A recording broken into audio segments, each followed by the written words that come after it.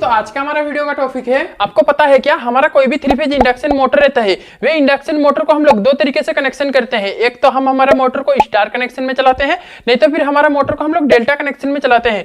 तो दोस्तों आज की इस वीडियो के अंदर हम लोग डिस्कस करेंगे, मतलब मैं आपको अच्छी तरह से समझाएगा हमारा 3 फेज मोटर में स्टार कनेक्शन में क्या अंतर होता है, हमारा 3 फेज मोटर में डेल्टा कनेक्शन में क्या अंतर होता है, स्टार कनेक्शन और डेल्टा कनेक्शन के बीच में अंतर बताएगा, ठीक है ना। तो दोस्तों वीडियो स्टार्टिंग करने से पहले मैं आपको बता दूं, अगर आप इलेक्ट्रिकल दोस्त में यूट्यूब चैनल पे न्यू हो तो इलेक्ट्रिकल दोस्त में यूट्यूब चैनल को सब्सक्राइब करके बेल आइकन को प्रेस करना मत भूलिए, क्योंकि दोस्तों मैं इलेक्ट्रिकल का वीडियो को कभी भी अगर अपलोड करेगा ना तो आपका मोबाइल में सबसे पहले नोटिफिकेशन आ जाएगा। तो चलिए आज की इस वीडियो को स्टार्ट कर लेते हैं। तो दोस्तों वीडियो स्टार्टिंग करने से पहले मैं आपको बता दूं, अगर आप कभी भी 3 फेज मोटर का कनेक्शन देखोगे ना, हमारा जो 3 फेज मोटर रहता है वे 3 फेज मोटर का अंदर हमेशा आपको 6 टर्मिनल दिखने मिलेगा। अब दोस्तों ये जो 6 टर्मिनल रहता है ना, 6 टर्मिनल आप एग्जांपल से समझ सकते हो, जैसे हमारा U1 V1 W1 W2 U2 V2, या फिर आप इस तरीके से भी समझ सकते हो, हमारा 1 number 2 number 3 number 4 number 5 number 6 number.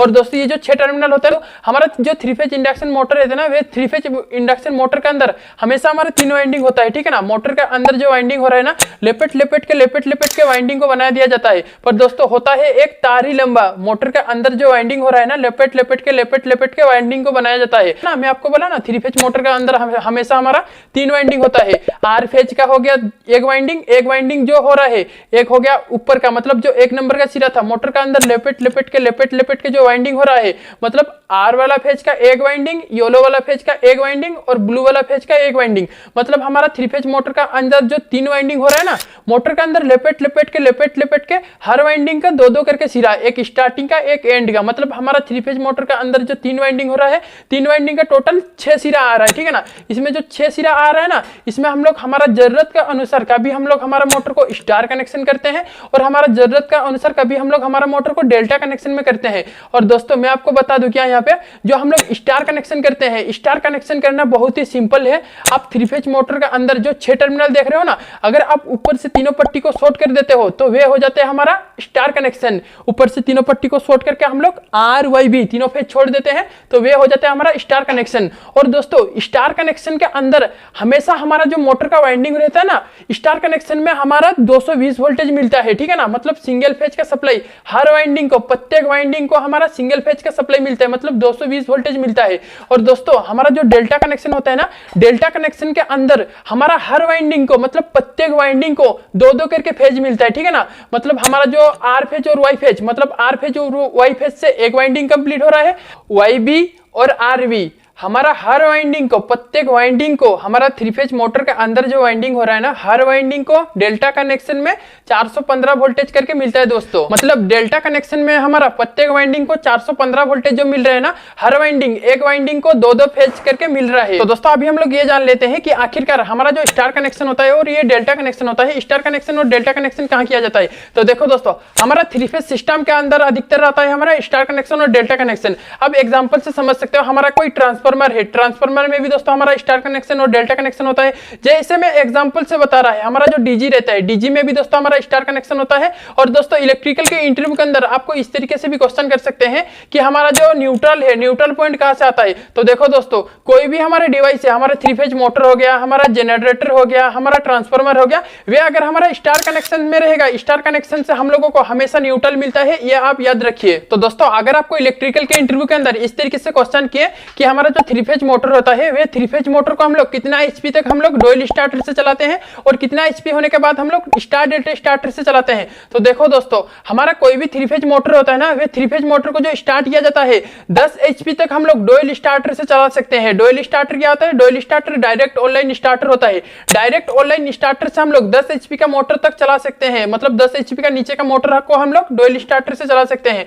अगर दोस्तों हम लोग कहीं पे भी 10 एचपी के ऊपर मोटर को रन कराते हैं ना, तो दोस्तों वहां पे हम लोग स्टार डेल्टा स्टार्टर का वायरिंग का कनेक्शन करके वे मोटर को हम लोग चलाते हैं। ये क्या होता है, देखो दोस्तों, जो हमारा डुअल स्टार्टर होता है, डुअल स्टार्टर हमारा डायरेक्ट ऑनलाइन स्टार्टर होता है। डायरेक्ट ऑनलाइन स्टार्टर से अगर हमारा कोई बड़ा वाला मोटर झटके से स्टार्ट होगा ना, तो दोस्तों मशीन में यांत्रिक क्षति होने का संभावना रहता है। मतलब मशीन में जुड़ा हुआ लोड या फिर मशीन का बेयरिंग टूटने का, या फिर हमारा जो मोटर का वाइंडिंग रहता है ना, वे वाइंडिंग जलने का चांसेस रहता है अधिकतर। इसलिए दोस्तों हमारा स्टार डेल्टा स्टार्टर को बनाया गया है। अगर हमारा स्टार डेल्टा स्टार्टर से कोई बड़ा वाला मोटर स्टार्ट होता है ना, सबसे पहले हमारा मोटर मोटर को टाइमर के द्वारा हम लोग स्टार कनेक्शन में चलाते हैं। और स्टार कनेक्शन में दोस्तों हमारा हर वाइंडिंग को मैं बोला स्टार्टिंग में 220 वोल्टेज करके मिलता है। अगर हमारा कोई बड़ा वाला मोटर को हम लोग स्टार्टिंग के समय 220 वोल्टेज के पे चलाते हैं तो दोस्तों ये मोटर हमारा झटके से स्टार्ट नहीं होता है। और दोस्तों जैसे टाइमर में टाइम रेंज आएगा, मतलब टाइमर में टाइम रेंज आने के बाद हमारा मोटर डेल्टा पे कनेक्शन होता है। और दोस्तों जैसे हमारा मोटर स्टार कनेक्शन से हट के डेल्टा में जाएगा ना, वैसे हमारा 415 वोल्टेज मिलेगा हर वाइंडिंग को। और दोस्तों एक बार हमारा मोटर स्टार्टिंग के टाइम पे अगर ज्यादा एम्पियर करंट लेगा ना, तो दोस्तों हमारा मोटर का वाइंडिंग जलने का चांसेस रहता है। इसीलिए हमारा स्टार डेल्टा स्टार्टर को बनाया गया है। और दोस्तों यह बात मैं बताने का जरूरत नहीं था, फिर भी दोस्तों मैं आपको बता रहा है। कभी भी आपको इस तरीके से इलेक्ट्रिकल के इंटरव्यू के अंदर पूछे ना, तो आप ये बता सकते हो कि अगर हमारा कोई बड़ा वाला मोटर रहेगा तो हम लोग वहां पे स्टार डेल्टा स्टार्टर का वायरिंग का कनेक्शन करके चलाएंगे।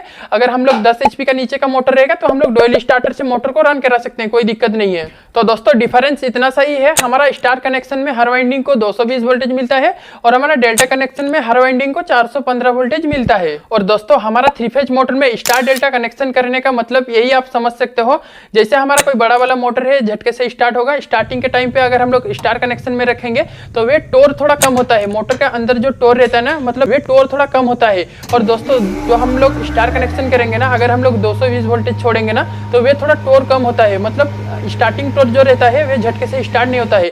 अगर दोस्तों हम लोग डेल्टा कनेक्शन में 415 वोल्टेज से चलाएंगे ना वे मोटर को, वे झटके से स्टार्ट होता है। मतलब जहां पे हमारा स्टार्टिंग टोर का रिक्वायर्ड ज्यादा है वहां पे दोस्तों हम लोग डेल्टा कनेक्शन करके चलाते हैं। जहां पे दोस्तों हमारा स्टार्टिंग टोर रिक्वायर्ड नहीं है, उतना जरूरत नहीं है, वहां पे हम लोग स्टार कनेक्शन करके मोटर को चलाते हैं। तो दोस्तों उम्मीद करता हूं कि आज की इस वीडियो के माध्यम से जो हमारा 3 फेज मोटर का स्टार कनेक्शन और डेल्टा कनेक्शन में डिफरेंस क्या होता है ये बताने का मैं कोशिश कर रहा है। अगर आपको ये वीडियो के ऊपर कुछ डाउट रह जा रहा है, कुछ सुझाव रह जा रहा है, कुछ क्वेश्चन रह जा रहा है, या फिर इलेक्ट्रिकल से जुड़े कुछ डाउट रह रहा है, कुछ सुझाव रह रहा है, कुछ क्वेश्चन रह रहा है, तो दोस्तों मेरे को नीचे कमेंट बॉक्स पे कमेंट करके जरूर पूछिए, उसके ऊपर मैं वीडियो बनाने का कोशिश करेगा। अगर आप इलेक्ट्रिकल का वीडियो को हिंदी में देखना पसंद करते हो तो आज ही हमारा यूट्यूब चैनल को सब्सक्राइब कीजिए। आज के लिए इतना ही, धन्यवाद।